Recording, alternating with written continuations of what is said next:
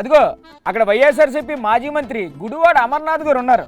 Sir చెప్పండి. ఆ రోజు జగన్మోహన్ రెడ్డి గారి నేతృత్వంలో ₹2.49 సెక్కీతో ఒప్పందం చేసుకుంటేనే గగ్గోలు పెట్టినటువంటి ఈ ప్రభుత్వం ఈ రోజు యాక్సిస్ అనేటువంటి సంస్థతో ₹4.60 400 మెగావాట్లు 25 సంవత్సరాలకు ఒప్పందం చేసుకుంది. అదే మరి వాళ్ళు చేస్తే సంసారం, ఎదురోళ్ళు చేస్తే అక్రమం. మరి మేము ₹2.49 మేము ఒప్పందం చేసుకుంటేనే అవినీతి పాల్పడిందని చెప్పినటువంటి చంద్రబాబు నాయుడు గారు మీరు ఏ రకంగా ఆ సంస్థతో ఒప్పందం చేసుకున్నారు? మరి అదే సార్ సంపద సృష్టి అంటే ఇందులో మీరు ఎంత కొట్టేశారు అవన్నీ చెప్పేస్తారేంటి మరి? మీ తాలూకు వాటా ఎంత?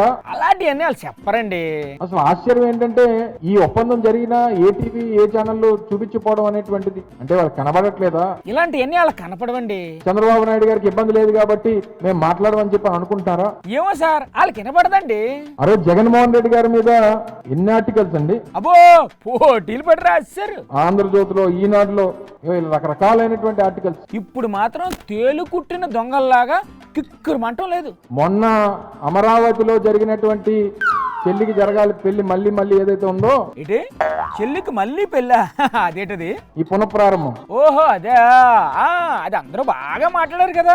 దాంట్లో వేదిక మీద ఏం జరిగిందంటే ఒకరికొకరు తబలా కొట్టుకున్నారు తప్ప రాష్ట్రానికి ఏం కొత్తగా ఇచ్చారు అనేటువంటి చెప్పమనండి. చంద్రబాబు గారు మోడీ గారిని పొగిడితే మోడీ గారు చంద్రబాబు గారిని పొగిడారు. ఒకసారి చంద్రబాబు నాయుడు గారు మోడీ గారి గురించి ఏం మాట్లాడారు ఒకసారి టీవీలో ఏమంటారండి? ఏంటో బాలి. నరేంద్ర మోడీ గారివి వ్యక్తిగత ప్రయోజనాలు, మన ప్రయోజనాలు దేశ ప్రయోజనాలని చెప్పి కూడా నేను మీకు తెలియజేస్తున్నాను.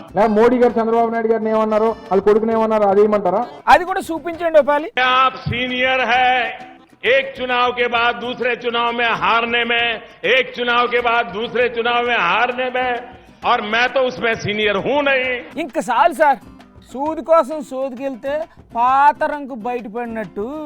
అప్పుడు ఎప్పుడో వాళ్ళు ఏమన్నారు, మీరు ఇలా వీడియోలు వేసి చూపిస్తే పాపం వాళ్ళు చాలా ఇబ్బంది పడిపోతారు కదండి. వదిలేయండి ఇంకా.